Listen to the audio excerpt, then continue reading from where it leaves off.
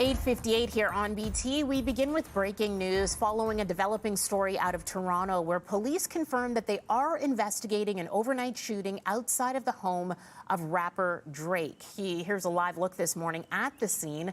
This is outside 21 Park Lane Circle in North York, well known to be the home of the Toronto-born rapper. Details are still very limited at this point, but police confirmed that they were called to the home around 2 o'clock this morning after reports of a shooting. One man was rushed to hospital with serious injuries. Police have confirmed to City News that the victim is not Drake.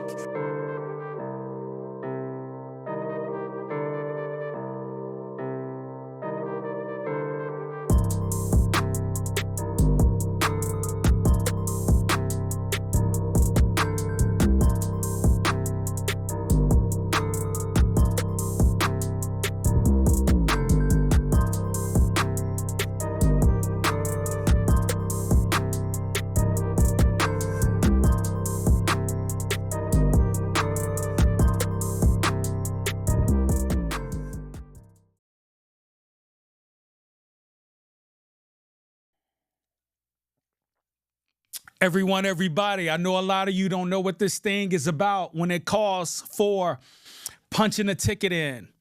I know a lot of people don't know what it's like to get up and get the dough to make the donuts. I know a lot of people don't know what it is to have sleepless nights with ideas and passion. I know a lot of people don't understand what it is to grab a rake and hit a whole yard versus power tools. I know a lot of people don't understand what it is to grab a pen and put it to paper and write down a vision and manifest that thing. I know a lot of people don't understand what it is to go to the gym and pump that iron. I know a lot of people don't understand what it is to take step by step, and next thing you know, you're at a quarter of a mile, you're at a half a mile, you're nearly through the whole thing, and next thing you know, you've reached that goal and you've crossed the finish line. I know a lot of people don't understand what it is to write down something 5 years ago and then today look back at that and said, not only did I accomplish that, I accomplished more things. Not everybody understands what it is to go through your phone and call somebody and say, I was thinking about you. I love you. I was thinking about you. I had you on my mind. But in addition to that, I'm just going to mute up. You talk to me. I want to know how you doing. Are you good? Are you good? Some of y'all don't know what it is to reach out to some of these young cats and go, are you okay? Are you in a good mental capacity? Are you in a good space? But at the same damn time, hiding your own issues to be able to help someone get through theirs. I know somebody don't know what it is to put the work in, but some of you do know. And that's why I'm always glad to get in front of this microphone. Some of you guys don't know what it is when the butterflies start kicking in and you're about to do something and you step back because of fear, and then you overcome that thing, and then you step into your purpose. And then you understand that I can overcome and achieve anything. Some of you guys don't know what it is to step on the edge of that cliff and jump and not understand how you're going to land. But because you got faith and because you believe in that thing, you know you can go where the mind has no idea of taking you. But the fact that you believed in you, that you were able to accomplish the unaccomplishable. Let me get into it. You guys know what it is. I'm Dante. Some may call me Mecca Don, the Don Mecca. Some may call me Coach. But if you know, you do know. Some may call me Rick James. Why? Because I'm cold. Blooded. Guys, I woke up this morning feeling good because I had another opportunity to touch the blank canvas and give God his full respect due in this thing we call creation of life. So I'm grateful for that. And that's no exception for today when it comes to the heDONizm podcast. Hey, listen, my numbers are mad low, but have you ever said it doesn't matter what the outcome is? I'm going to do it because I believe in it. So that's why I come from, and I always like to start out with gratitude. And I'll say it again, that's no exception for today. But you know what? We're in the age of cancel culture. I'm sure you guys know that by now. It's 2024. If you don't know, you better find out. We're in the age of cancel culture. No Diddy. Judged by the court of public opinion. And today I'll be careful with my words, but just in case I drop a noun, an adjective, in case I get a pronoun that's out of place, in case I drop an expletive, please don't hold me to it. You guys know what it is. Say it with me. Cheers. I'm just here to pod. I'm grateful for media and technology.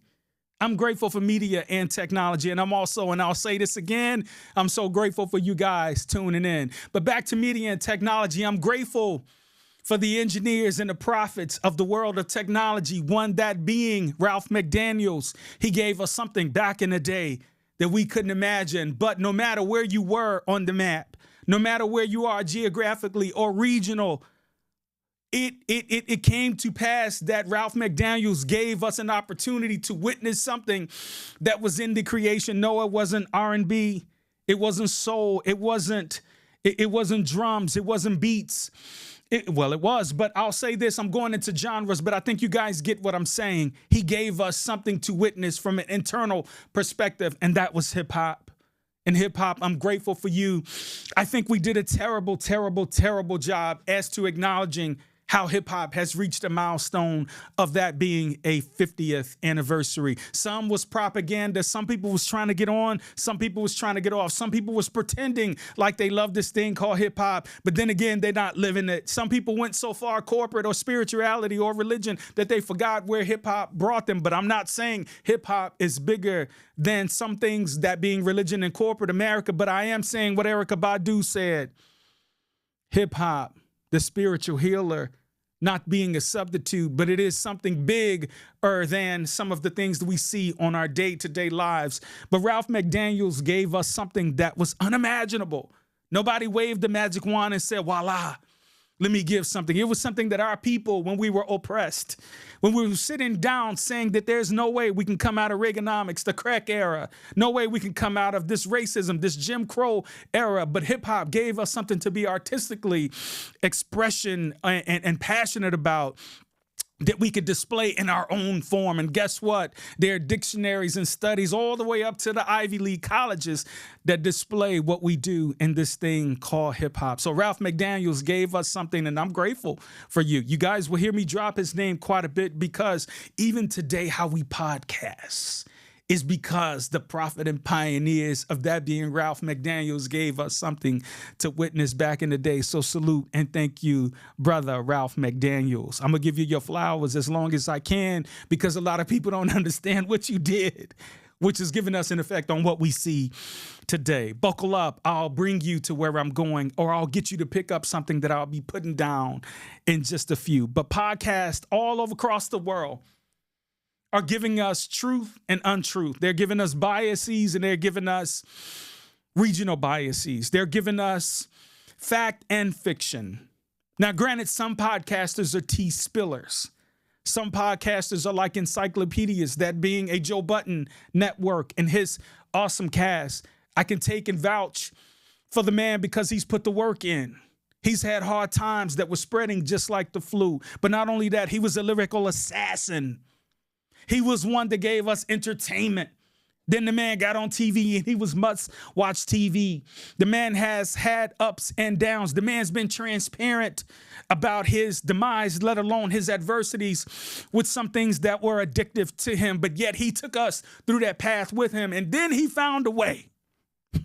And then he found a way to reinvent himself. The man tells you every day, or every time he gets in front of a camera, I'm not here to pick up a pen and paper and go against some of these young dudes, because he know, shout out to Slaughterhouse, he will slaughter them when it comes to rap battle. But some discredit his rap ability, but yet he was one to be a lyrical assassin. But why do I mention Joe Budden? Because he has one of the hottest forms of media, TV today, and a network that is growing. You guys know I always use the plant analogy.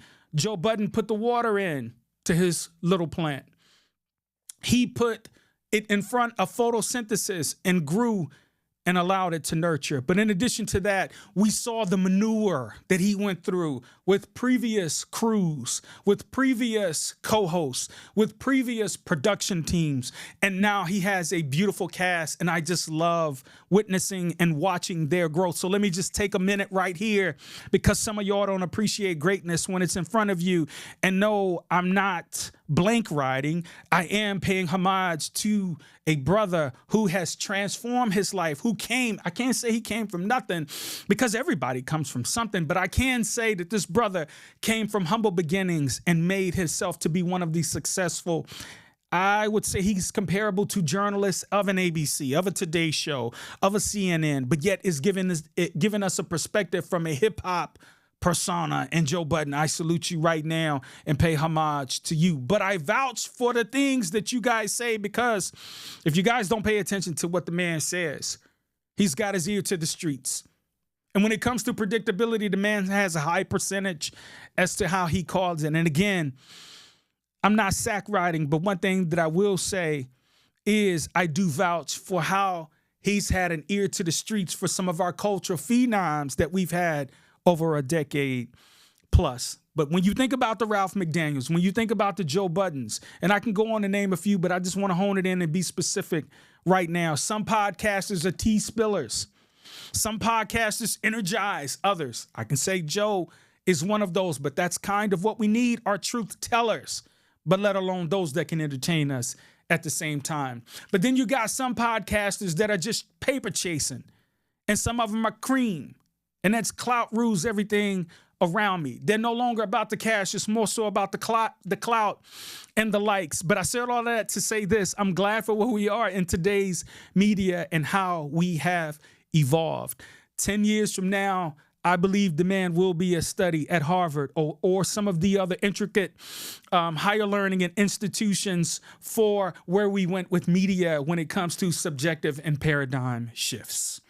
Speaking of how podcasts tend to shape not only individuals, but even platforms and sometimes the growth of some individuals. But I'm not sure if you guys had an opportunity to peep O'Shea Shea, Shannon Sharp, Hall of Famer, once on Undisputed with the Fox network that went over to ESPN partially, but still makes a intricate impact. You may have seen the numbers go up when he interviewed Cat Williams. And then he came on and said, hey, yo, I'm a butterfly. I'll grow where I'm planted. And I know how to dib and dab into certain conversations and make it safe for people to come on my platform. As he says, I'm the sole proprietor of Club Shay Shay. Shout out to Le Portier. His cognac is selling off the shelves. So you got to understand what I'm saying. When you put this thing into work and you manifest something, ain't nobody going to stop you from what your vision is. But anyway, O'Shea Shay had the lovely, the beautiful Miss Amanda Seales on his platform a couple of weeks back.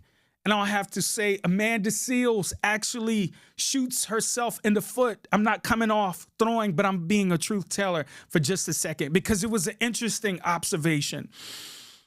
Sister Amanda Seales was on Club Shay Shay. And my question to you guys is, why isn't she welcomed in certain spaces? So I watched the entire interview, and it was almost not must see. It wasn't, you got to tune in. It wasn't one of the, hey, listen, let me just say this for the record. I'm not one to go out looking for cream. I'm not one to follow trends and go, oh, I got to be a part of it. No, I'm not that guy. I'm a little odd when it comes to how I rock. You know, I'm a fish that swims upstream, if you will, right?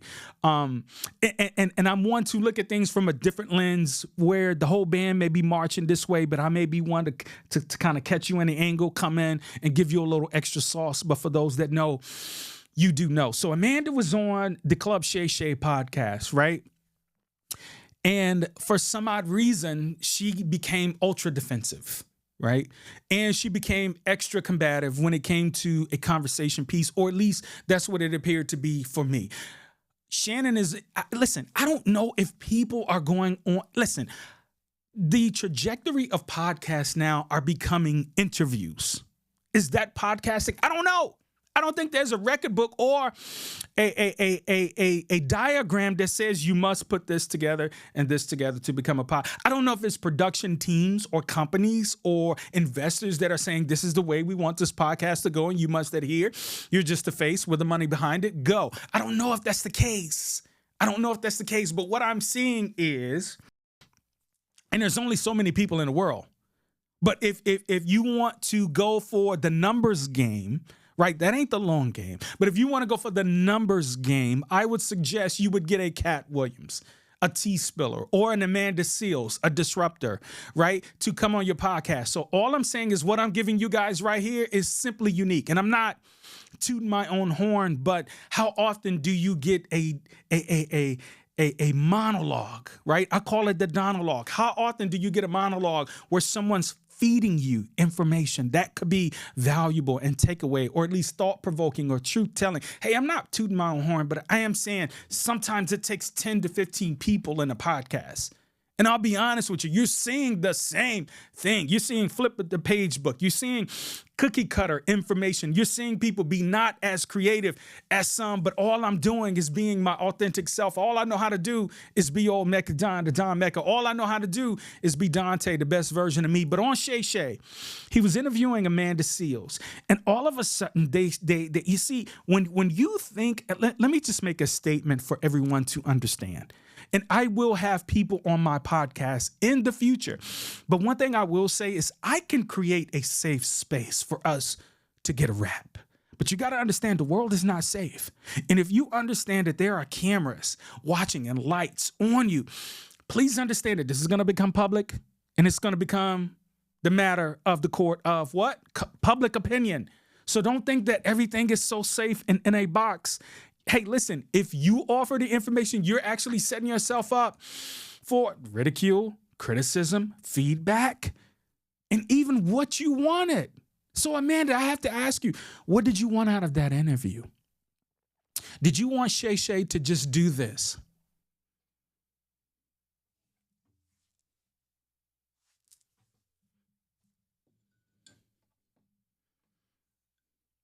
Hey, listen, there are nonverbal cues, but at the same time, the man has a job to do. He has 85,000 cards in his hand, and I'm imagining that these are to keep him on track for the person in front of you. He doesn't have a cell phone. He's not preoccupied checking texts and doing some of the other dodo things that I see some people doing in interviews. But Amanda was on the Club's Shay Shay show.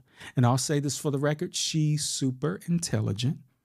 She's mad pretty. She's mad pretty, right? But what does that mean when you have a persona that comes off ultra defensive and combatant? Can a brother just get an understanding of what it is you're trying to convey? But here's one thing I'll say to Amanda. Amanda even went on to speak about, and this is sensitive, so let me just throw this trigger warning out there for anyone that has children, family members, co-workers, those in your community that may have autism or that are autistic. This woman went and self-diagnosed herself as being autistic. What that means, I don't know. I've read the DSM-V. I've read the DSM-6. I've read some of the diagnoses. And not just of autism, but it fell in the line of my duty, of my job, that I had to understand some of the written and studies of diagnosis of some behavioral patterns to understand what I was dealing with. Not too much on me and what I was doing, but Amanda self-diagnosed her patterns. Here's one thing I'll say to Amanda, because you're super sharp and we want you. We want to see more of you. We want to know what your purpose is. We want you to get it out in whatever platform that may be. Hey, come to the heDONiZm podcast. I'll get to the bottom of it. Oh, trust me, I'll get to the bottom of it. But here's one thing I'll have to say to you, Sister Seales.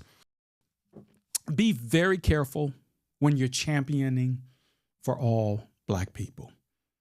And I'll say this also, when you're a public figure and cannot figure out things about yourself, it may be time for you to look in the mirror and do a self-assessment. Or it may be time for you to look into the community as to what things are about you. But Amanda, I love the way you self-diagnose yourself, but be careful. Be careful. In the same vein, oh man, I go back and forth with this dude, right?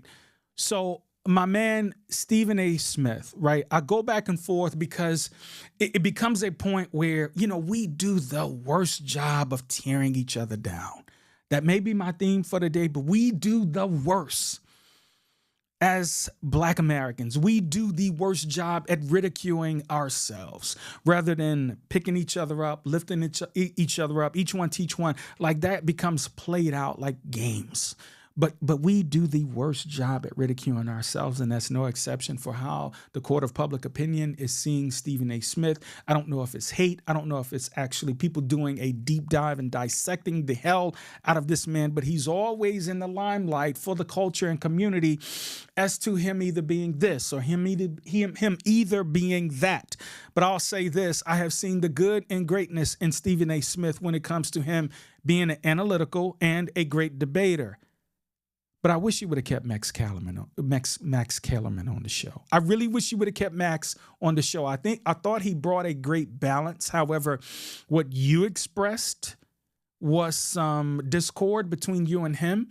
And those were things that we don't see. It was none of our business. But hey, you have the higher ranking and you was able to make a decision. And I just hope it was the best one, because I'm not sure about everybody else, but I thoroughly enjoyed Max as your Robin to the Batman. But he recently, Stephen A., went on live, basically throwing some things out there, right? And it could be taken out of context, but Brother Smith said some things about how, and I'm paraphrasing, how the black culture, how black people can be relatable to old Don Teasy, your former president, 45th president, Donald J. Trump, right? How we can be relatable to his indictments. What?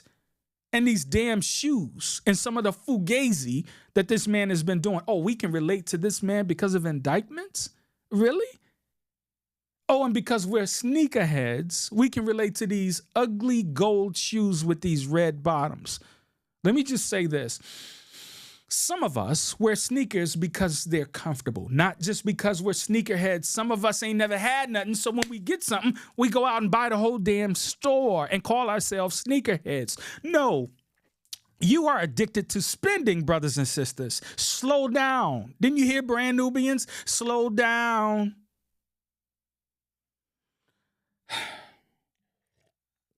Stephen A. went on to say that black people were relatable to old Donald J. Trump because of his indictments and these damn shoes and some other things. Now, keep in mind, old Don Teasy is in court as we speak, looking miserable because of the jump off, the jump off. Remember, Joe Budden was the first one that said jump off. I don't know if y'all remember that, but I think when it comes to Urban Dictionary, you got to give credit to old Joe Beasy.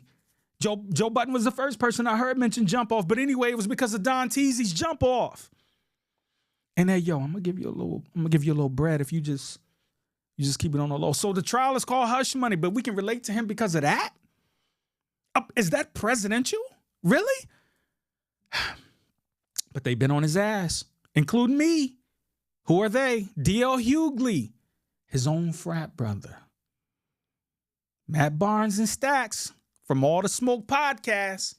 Matt Barnes and Stacks went ham on Stephen A. Stephen A. had the opportunity to invite All the Smoke on his platform, his podcast, outside of ESPN, outside of First Take, all right?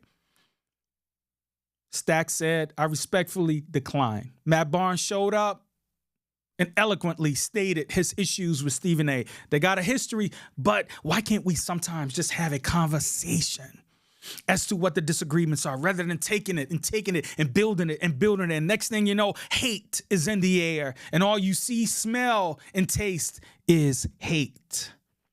But Stephen A. said he would love to sit down and talk to Stacks, and I hope they do, to get an understanding. But Stephen A. was coming off. I mean, he gave a reason as to why he said what he said. I'm not sure it landed correctly, but he said what he said. And I'm not saying it was right, wrong, or indifferent, but you got to understand, somebody that speaks 75% of their damn life, man, have some grace. Have some grace, right? The man does well in what he does, but have some grace. Because not everybody has the courage to get in front of a microphone and speak of things that matter. So that means you got to be perfect? Is that what we are? Have a little grace. But I was on his ass also because I couldn't understand what he was saying. But after listening, sometimes it comes with a matter of understanding where the man is coming from. Now, you can hold somebody to it. And guess what? If they take accountability, there's nothing more sexy than a woman or a man that takes full accountability, pause, full accountability for their misunderstandings. There's nothing more sexier than someone that can take accountability. You know what? I was being a jerk. You know what? I was being an asshole. You know what? I had my B cap on. I shouldn't have came at you like that. Or you know what? Girl, my bad. I was being a B. You know, I was being a blank. I was being a this, or I was being a bad. And the only reason I referenced the B thing is because some women refer to themselves as B. I see you.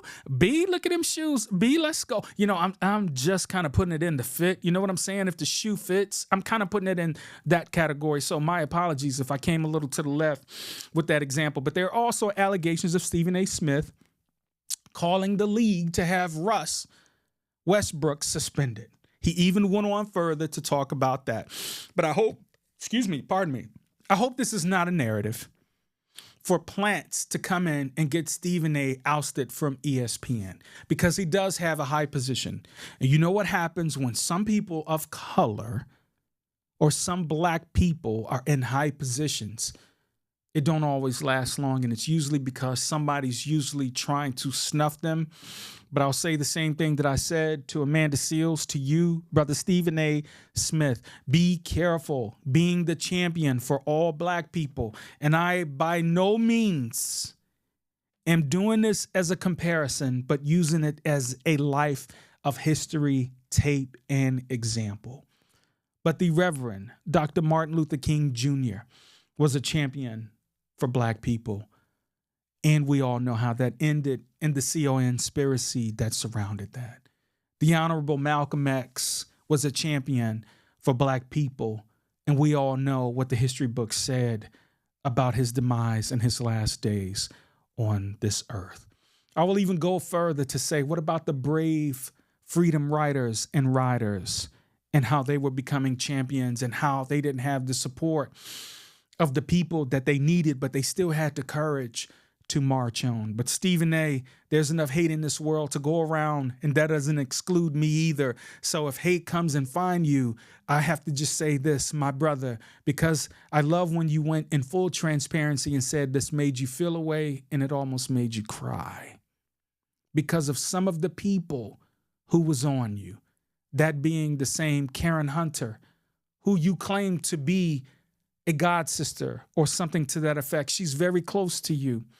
But she had a platform on the urban Sirius XM station, Urban View, and she allowed callers to call in and give you the business. But here's one thing I'll say to you, Stephen A. You'll get through this, and please don't let this break you. In the same realm of sports, and here's why I like Max Kellerman on First Take. He had a boxing persona and he had a boxing CV that actually fit into the show when it came to UFC fighting and other things outside of just basketball and football and some of the other things that we're kind of strong on when it comes to headlines. But RyanGarcia and Devin Haney recently had a fight, right? You guys enjoyed that, right? Was it a cluster foxtrot? To some of you guys, was it an enjoyable fight? Do you feel like you got your money's worth when you watched the RyanGarcia and Devin Haney fight? Well, I'll be honest with you. I had no dog in that fight, so I just wanted to see a good fight. I want to get back to watching fights where they're enjoyable and not too much conspiracy. Some people watch fights and just say, hey, I'm going to bet on black, right? Some people watch fights and I'm like, hey, let's look at the tail of the tape. Who has the advantage? Who's been training? What's their record? What's their history look like? Who's their trainer? Who's that? You know, I look at all of those things, but some people just go, hey, yo, I'm betting on black. I like Muhammad Ali, right? I'm betting on black, right? I like Mike Tyson, right? And they don't really know historical facts and data about boxing, but sometimes it's just about the technique. Floyd Money Mayweather is probably one of the best boxing technicians that has ever touched the mat. But anyway, I digress. RyanGarcia recently tested positive for performance enhancement drugs. He was giving Haney the business. He was even doing a stanky leg and a chicken leg out there in the fight as he was boxing this dude. How disrespectful, but at the same time, talk your talk. If you've been to the gym, you've trained up to this point, and you know you're here to take someone's block off, get at it. Do your thing. Be that showboat that we want to see after all. Are you not entertained? We want to see a level of entertainment, let alone a left, a right, a left, a right, or just dodge, dip, dab, dodge, dip dab. You know, we do want to see a little, we don't want to see a little smack talk. We want to see leading up to a fight. It's a violent, authorized sports, hence why a referee or an umpire is in the ring to judge the fight, right? That's why you have judges to actually say, hey, yo, we're taking off points for that, yada, yada. You guys get where I'm going, right? But if you come into a lucrative fight with rules and regulations in place and you break those, that makes you a dirty fighter. You put a stain on the sport of boxing by disrespecting it. RyanGarcia, here's what you did. I'm calling you out, fam. I like you. I really like you. I really like you. I really like your style. I like your size. I like how you come in at $1.50, for the LBs. I really like how you show up. But here's what I don't like. You disrespected the sport of boxing by not adhering to your weight rules and your weigh in. You came in 3 pounds overweight. And you know what? You got fined for that. You got fined for that. And I'll be honest with you, here's what's sexy about it. You took accountability, and that's a big accountability. Not the average man can afford the level of accountability you took. But salute to you. Here's what you did. And for those that don't know, here we go.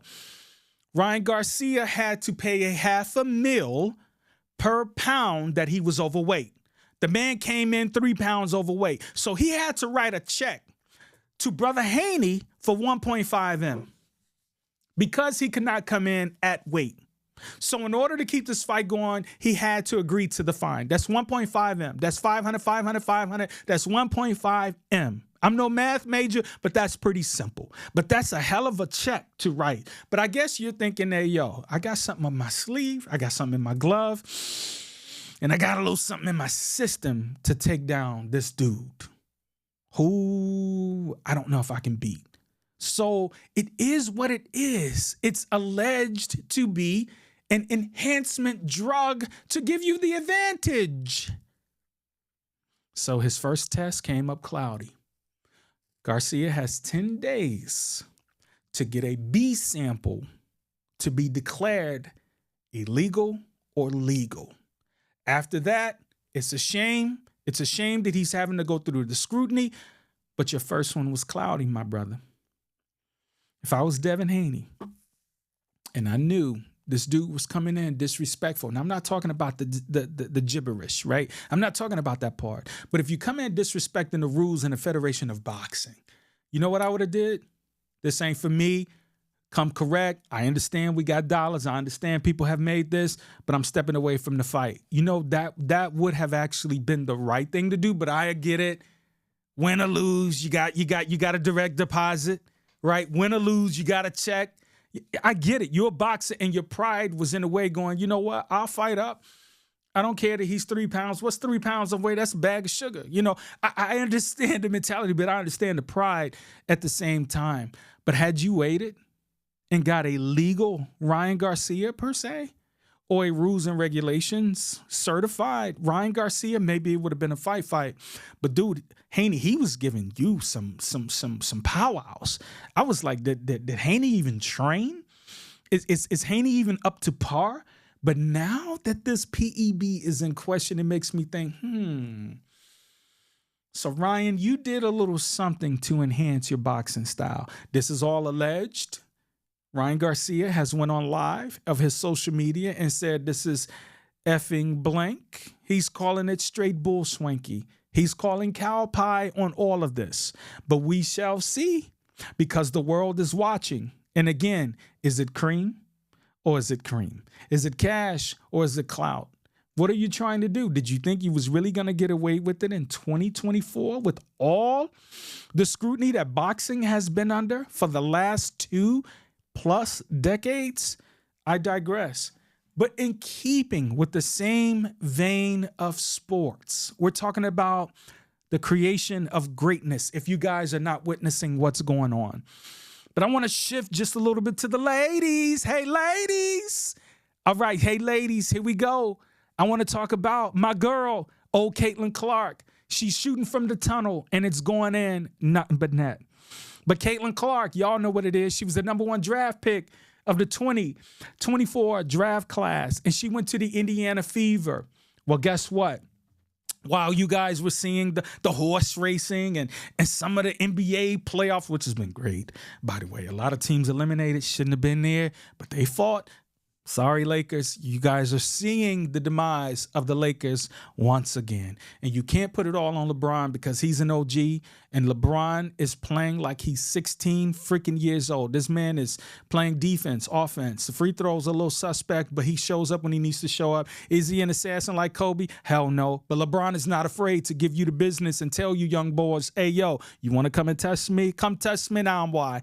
But anyway, not too much on LeBron or the Lakers. We'll talk about that another day. But Caitlin Clark, let's give her a little credit, right? Let's give her a little shout, right? As the #1 pick, she went to the Indiana Fever.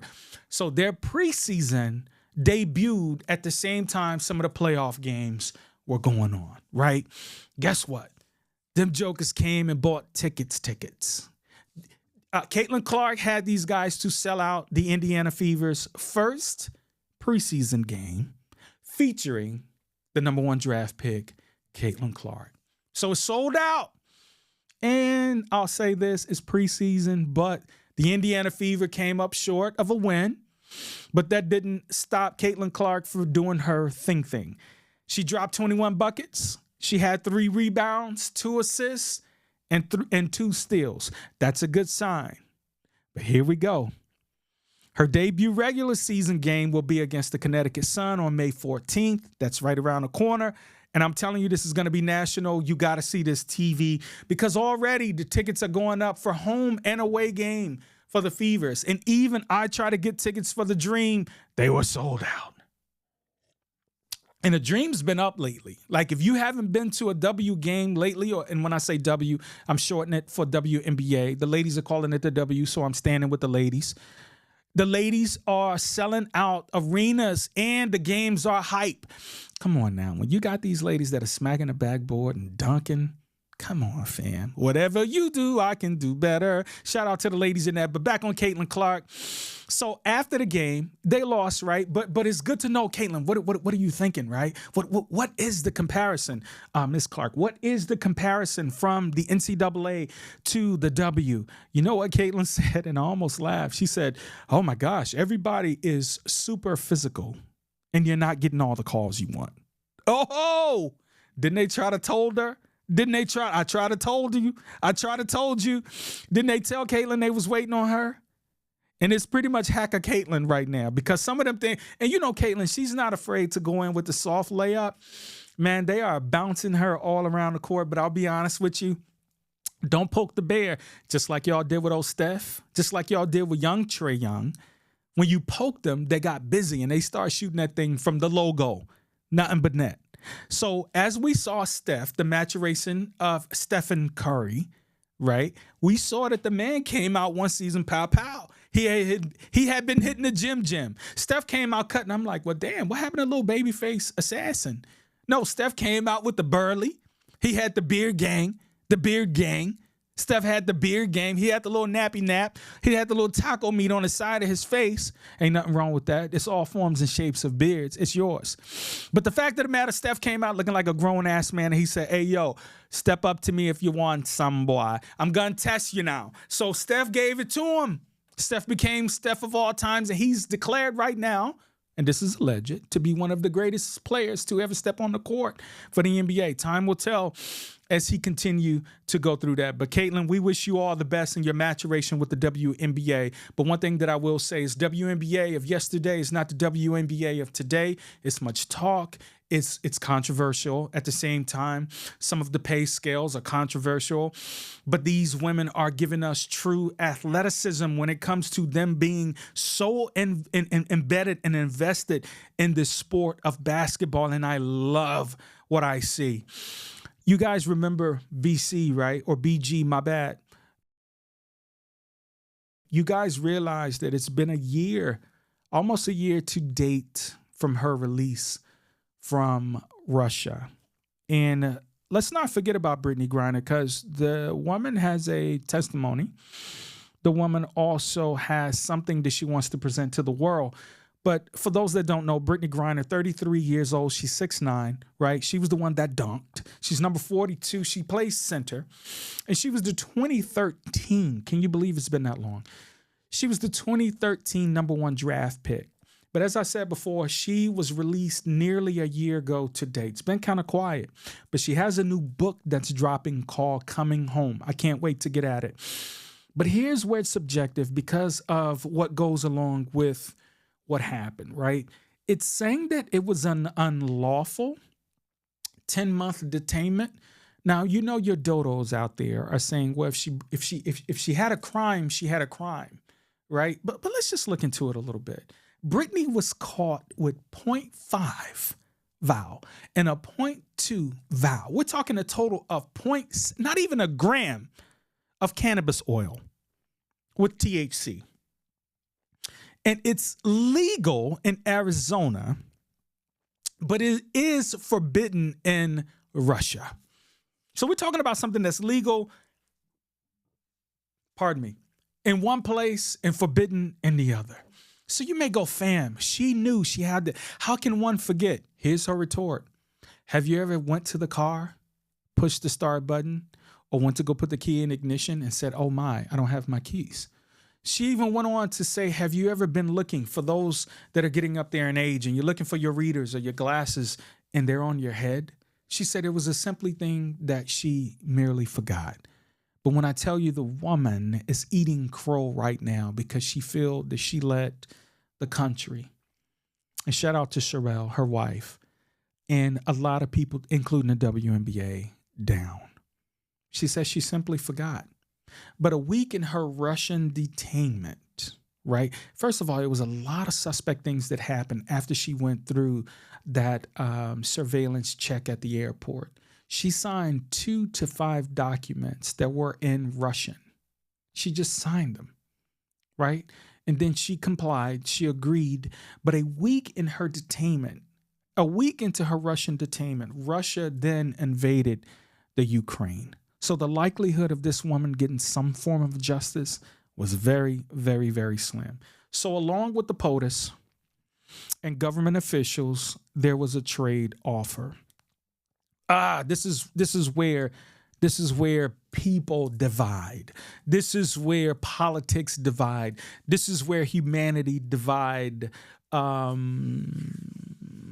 Individuals who can't see past right or wrong or the details in that. It's just law or nothing for some people. But Brittney Griner, there was a trade offer for Brittney Griner to be released for not someone of equal value, but for the Russian merchant of death.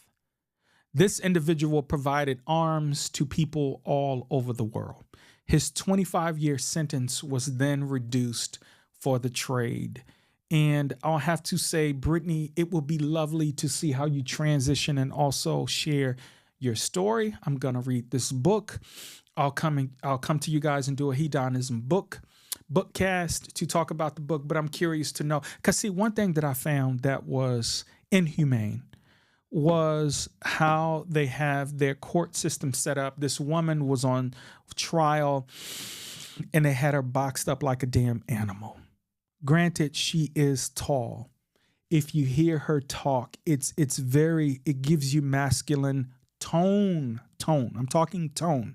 She has a very deep canal and delivery in her tone. The other pod, I talked about how light my tone is sometimes when speaking. So if despite the stature and all of that, sometimes the tone doesn't match statues and all of that, but hers gives off a lot of deep baritone, tenor, style, tonality.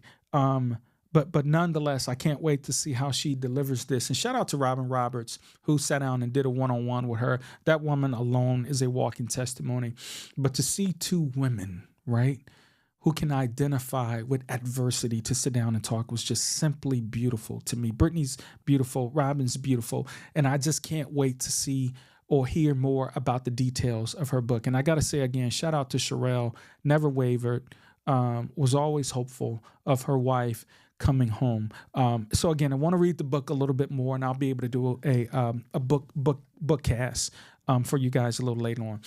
But you guys heard my energy before I got here. Some are saying that this is the best time in hip hop ever.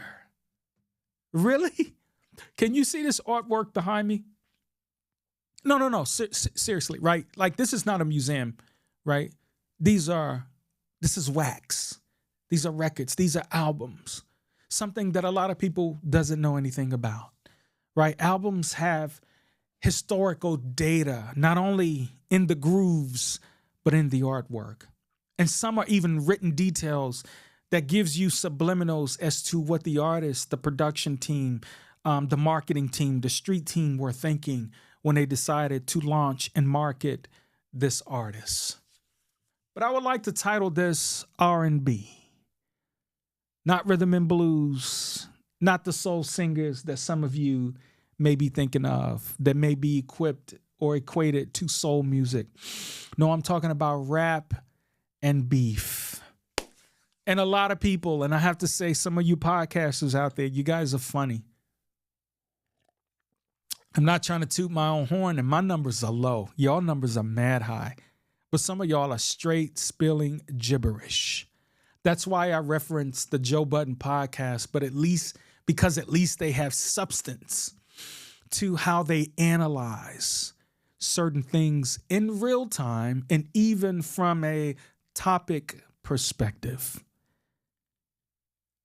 But back to the R&B, the rap and beef. The timing of this discord is odd. I talked about it the other day. Mickey Fick the big three. In Splat, it's just Big Me. We talking about J. Cole, Kung Fu Kenny, and Drizzy Drake. Well, J. Cole put the parachute on and vamoosed. So it became the Twin Towers, that being of Drizzy Drake and Kung Fu Kenny. Arbery, Drake, Graham, 37 years old, born in 1986. Then you got Kendrick Lamar Duckworth, 36-year-old, born in 1987. Why am I saying that? Because I know that sometimes the old heads don't have a bridge to relate to some of the young folks. But let me just put it out there. 1986 and 1987, that would make these two brothers millennials. The World Wide Web was created shortly after these brothers were born. MTV was launched about 5 to 6 years before these boys were born. Why am I saying that? Why am I saying that? Why am I saying that? Because this relates to two types of kids born during this period that we saw the maturation of millennials. You had two types of millennials. I'll say it again. Buckle up. You had two types of millennials. Stay with me now. You had two types of millennials. You had SpongeBobs, which were entitled absorbers, and they absorbed everything.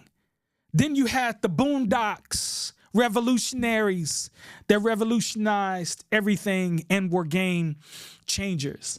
So what's going on right now between Drizzy and K. Dot, or Kung Fu Kenny, as I like to call him? This is giving us Christmas morning with gifts under the tree for those that partake in paganisms. But in the same analogy, those that could sleep or couldn't sleep like myself, you got it in real time. What am I talking about? The back beef and the diss tracks and the responses. Let's be clear, y'all. Let's be clear. And here's where I want everybody to understand. And you're calling it this, and that's why some podcasts, you guys, I thought Denzel taught y'all this. I thought Denzel learned y'all real good. English majors, back off of me in this broken English. But I'm doing it on purpose. If you don't read the newspaper, you're uninformed. If you do read it, you're misinformed. What is the long-term effect of too much information? One of the effects is the need to be first, not even to be true anymore. So what a responsibility you all have to tell the truth. Not just to be first, but to tell the truth. We live in a society now where it's just first. Who cares? Get it out there. We don't care who it hurts. We don't care who we destroy. We don't care if it's true. Just say it. Sell it.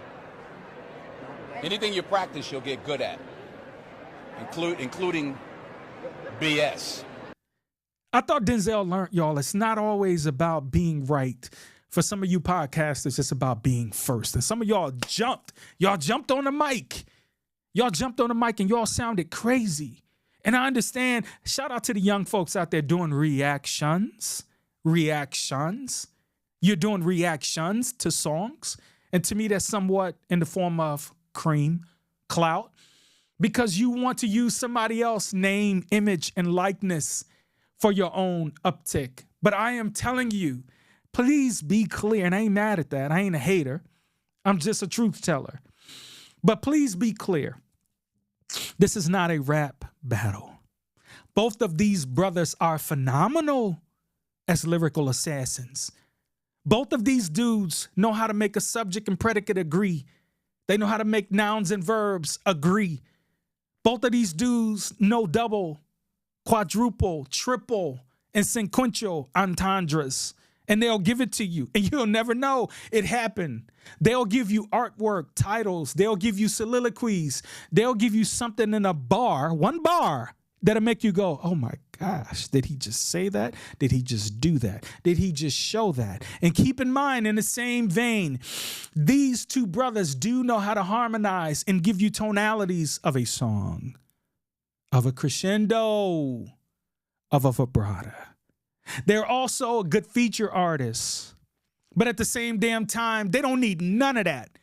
They stand alone as lyrical assassins. And I gave you guys the soliloquy a pod ago by saying one thing about a sniper is it doesn't have to have a go from command control. Some snipers will sit just like that spider in a web, and you're like, oh my, it hasn't moved in hours, days, let alone weeks. You know why? Because that spider moves when you least expect it, and it gets right back to its position. Why? Because they're waiting to take the shot. Or in the words of Kendrick Lamar, do, do, do, do. Y'all know what it is. So I'll get back to it. This is not a rap battle. If they want my spot, then they gotta take it, because I earned it. I'm from a place where your sins become a murder. And if you get one of them bitches, it's a burden. Then they disconnect in the funeral. I seen niggas interrupt the service. Niggas interrupt the service. So fuck you, ho, fuck you. Fuck your accolades, fuck your legacy, and fuck your stats. We are not having that. I'm not supporting nothing you do outside of battle rap till you are good in battle rap, nigga. God got me in the trenches getting surgical.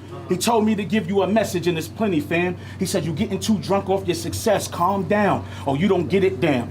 I noticed online you started to whine, got too intoxicated, exposed you and Remy plans. But if you would've did whatever do say, you would've never got exposed by Henny. Man, the Lord, Jesus turned water into wine.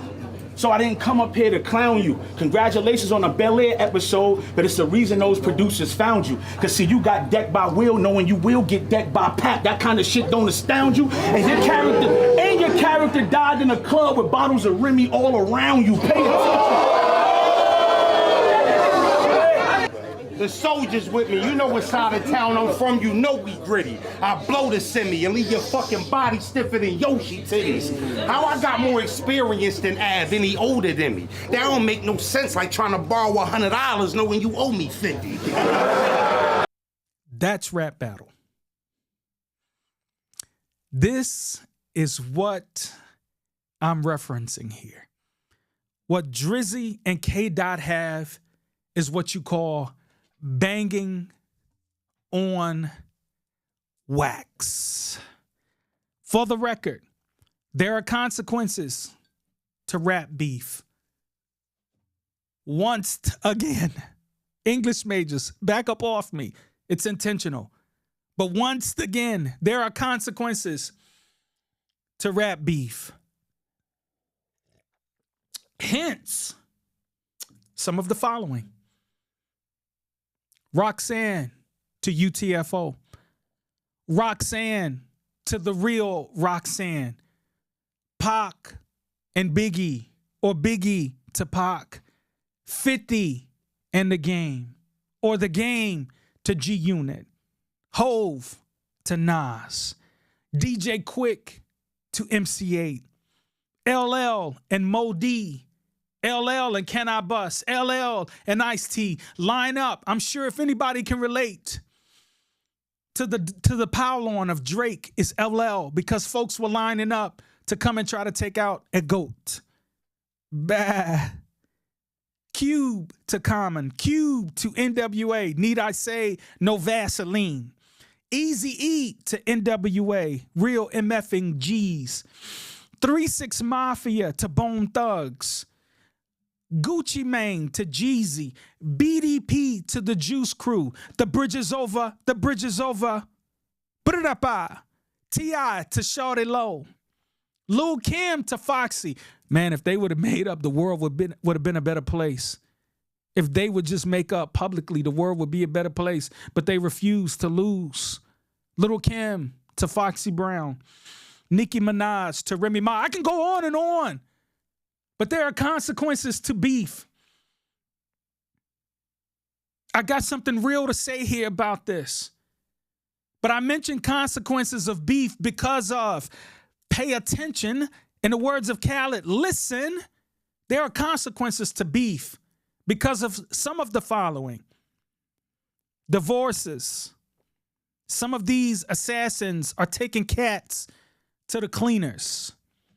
Entourages that don't look at the art form and they go ham. Certain boroughs putting hits out on other boroughs. Defamation of characters. Brands pulling out from certain artists because of reckless behavior. Beef between coastals, that being East versus West. Y'all know what it was. When cats got on camera, you didn't hear discord, you heard hate for the East to the West or the West to the East. Bullets with no names on them. Sunrise and sunset dates. Or as they say in the hood, putting your name and face on a t-shirt. How can we point the finger at Donald J. Trump for being divisive and inciting the insurrection if in hip-hop we do the same lyrically and expect everyone to just be cool and calm down? But some of the reaction from people were, I love this. This is great. And then you hear that humility. Oh, but as long as they keep it on record. I just said before, a bullet with no name on it. There are two movies that I would like to reference in this context. And not to be too sobering, but sometimes we ask for these things. The first movie is Swarm. Swarm. This was an Amazon Prime flick. It was disgustingly brilliant. I can't remember the young lady's name right off the bat, but she did her thing. We saw a evolution of her. It was an episodic series and it was a pictorial play on the Beehive, but it was called Swarm. But we saw a maturation of her character from the first episode to the last. It was frightening. And then I'll give you one of the scariest movies ever made when it comes to a biopic, and that being Selena, the 1997 American biopic played by Jenny from the Block, J-Lo, also known as Jennifer Lopez. One thing that I can say about, and I'm just referencing two, there's plenty more, but I'm only referencing two, Swarm and Selena. Do you guys remember how the stories ended on both of those? Swarm, Amazon Prime flick. This is not an ad. I'm just pulling out references. And Selena.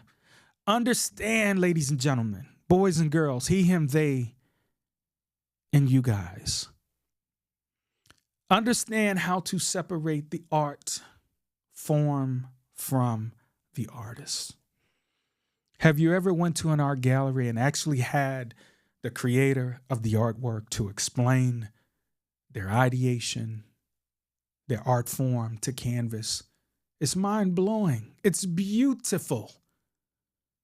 But there are too many people on the analytical button and microphone that has always got something to say. Hey, I'm just going to say it. I'm going to be honest with you. Hey, let me just talk my talk for a second. Move out the way. Let me say what I got to say. What makes you the one that has to be first and persuade others. Some people are addicted to scrolling, and they're starting to take what you say as Bible. I'm not trying to convince you either way. I'm just disrupting thought for 1 second, because it's not always about being right anymore. Even in some of the lyrical form, Drake to K. Dot to Drake, they're alleged information. But when we start pouring out information about being a pedo, when we start talking about people's moms, children, their fathers, right? Unborns and alleged baby daddies, if you will, jump offs.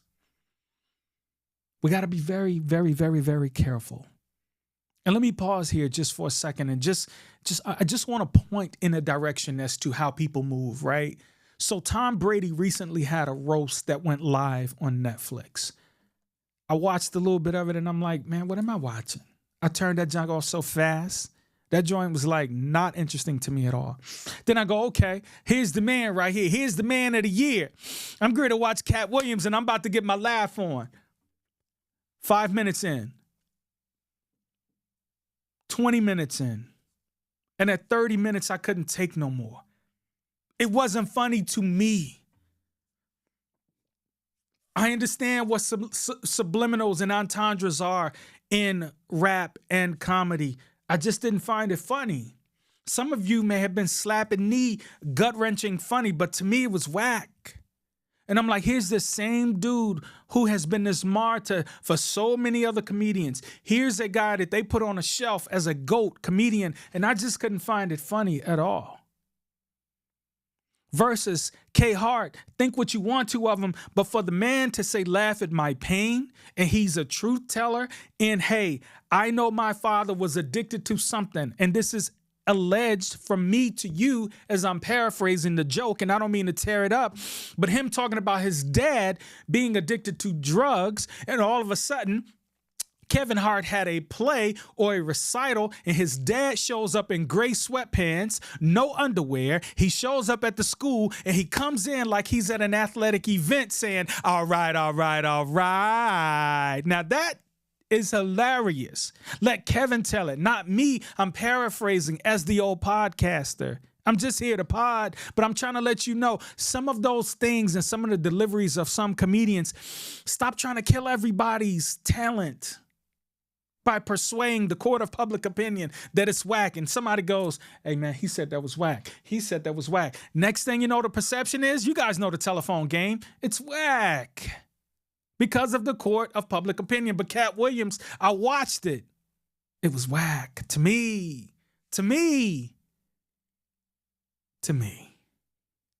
Comment down below if you saw something different with the roast and also the Cat Williams joint. I thought it was a good waste of time to me. But let's look at the order of the tracks from Drizzy and K. Dot. It started with the 7-minute drill with J. Cole. Then it went to Like That with Future, Metro, and K. Dot. Then it went to Push-Ups, Drake. Tailor-Made Freestyle, Drake. Euphoria, 616 in LA, K. Dot. Family Matters, Drake. Meet the Grams, K. Dot. Not Like Us, K. Dot. Then you had an odd drop, but it was funny as hell. And it was the BBL Drizzy beat by Metro Boomin. Then Drake came with the response of the Hard Six. And it was unique. It was fire. I'll be honest with you. I love the artistic expression and the response. However, some of the things that were said, mad dirty. And the question is now, now we want to start talking about mental health, right? Now, oh yeah, we've been rubbing hands, right? We've been animals in a cage with raw steak, right? Getting at it, fighting after it, being the first ones to respond. But did you let it breathe? Did you let it breathe? Right? This ain't ether. This ain't hit 'em up. These are two men going at each other's character. And I keep asking myself, what the hell did Drake do to Kendrick Lamar? Because Kendrick Lamar flat out said, dude, I don't like you. And Drake is literally doing this with the T. So one's unloading a chamber and the other one is dropping bombs, metaphorically. But I think that both of these cats got skills for days. I love that hip hop has a new heartbeat, but as I've said before, we're in the age of cancel culture. They went too far. They went too far. And guess what? World, you asked for it. You're excited to see train wrecks, is what you're saying. You love to see men tear each other down. Y'all killed J. Cole for putting a parachute on and getting out of a crashing plane. But it's one thing to use some of these things, but I'll say it again, playing on someone's top about the pedo, the children and the parents and all of that things, that ain't funny. And let me just reference something right now as I speak. There's a RICO case right now, like real time right now, in lieu of rap lyrics. It's called State versus YSL. It's State v. Young Thug, which, by the way, is upon a unique milestone. Do you realize that Young Thug, this is the 2-year mark since his indictment? And that's because of rap lyrics about the alleged creation of a criminal gang? Do you know how many people walk around saying, talk to me, gang? Do you understand that the ambulance chasing attorneys are driving around based on this beef between Drizzy and Kung Fu Kenny? And guess what? They're swimming in all of y'all social medias accounts right now to build a case against all the allegations mentioned in these songs, because they're not minor. This is some major bomb drops, metaphorically. But don't be surprised if you, the ones who claim to know it all, you podcasters out there, you want the ones out there who got all the facts. Oh, it's on me. I got it. I know it. I know what I'm talking about. There are some that know what they're doing. Hence, peep the JBN and how they rock, how they roll, how they sway, how they move as a unit, right? But some of you guys out there moving reckless. I've seen it. It was disgusting, right? And some of you guys are just amping it up. Some of you guys are just amping it up. Some of you guys are giving a catch-22. I love it, but stop. Right? We had enough. Right? There are ways to go at it. Can K-Dot and Drake get in a ring and freestyle? Or y'all good with the pen and paper? But don't be surprised if some of y'all get subpoenaed or summons as a special witness because y'all know so much. Could it be that we are so conditioned to watching train wrecks and drama that what we see right now is must-witness TV? Do we consider this beef a win for the culture? A win for the culture. Do we consider this beef to be a win for the culture? Think about that. And as I get out of here, I'm going to leave you with this. What is the end result? What would you like to see? What is the resolve in this? What would you like to see accomplished? Would you like to see one of their careers end, one of their record sales drop to the very lowest, one of their credibility to be lost? Because I'm going to tell you something right now. Just because J. Cole put the parachute on, don't make him less of an MC. He can go work on an album right now.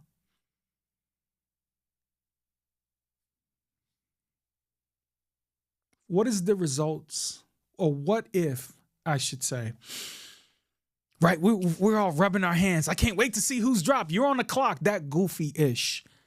So-and-so on the clock, they got to respond. According to who? OG, step up.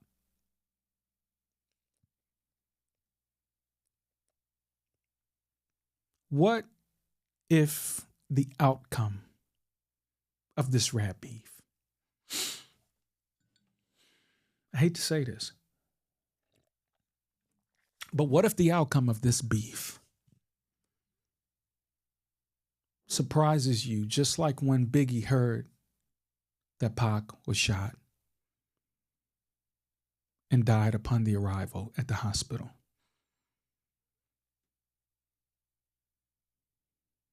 And we got a Drake, no Kendrick. Or we got a Kendrick, no Drake. And then who's ever the surviving MC is, later on gets snuffed by some frivolous activity as well. As the lyrics explain, both of you are going through hard times right now with allegations. Right? This is not a rap battle. This is banging on wax. But I'll say to you as the consumer, you love this. Hip hop does have a new heartbeat. But did it go too far? My answer is yes. I'm feeling hate in the way right now. Now, I could be wrong. I could be wrong in my take for this or my deep dive for this. It could be that K-Dot and Drake masterminded this whole thing. Or it could be, which hasn't been confirmed, that artificial intelligence controlled this entire thing. I pray that that's not the case, because they just signed on to something that would be uncontrollable. Because we bit it like mice in a lab. We ate it and we ran to it like hamsters on a wheel. If I find out that this is, let me find out that this is all masterminded by Drake and K-Dot, I don't think I would have any more respect for rap today. Hip hop, rap, two different things. But I don't think I would have the level of love and respect that I do for rap today. This will be the ultimate COE, content over everything. This will be the extreme version of cream, not cash, clout. How many of you went out and paid for each track you heard? Most of you got it for the free. So not only do you want entertainment, you want entertainment that's free. We're not willing to give contribution to the artists for their creativity and our entertainment. We're saying, give me more. If you really go back and look at the lyrics, nasty. I understand in battle rap. Sometimes you got to hit them where it hurts a little bit. But to stay on that and go deeper and deeper and deeper in that, hey, some of that was none of my business. But it was publicized. And guess what happens next? The lawyers get involved. Right? Child services get involved. Counselors get involved. Attorneys get involved. And then we have the good old perfect people. And as I said before, and as I leave you with every intro and outro, and that is, we're in the age of cancel culture judged by the court of public opinion. And today I was trying to be careful. But just in case I dropped a noun, an adjective, a pronoun out of place, or even an expletive, don't hold me to it, guys. You know what it is. I'm just here to pod. Until we meet again, guys. Peace.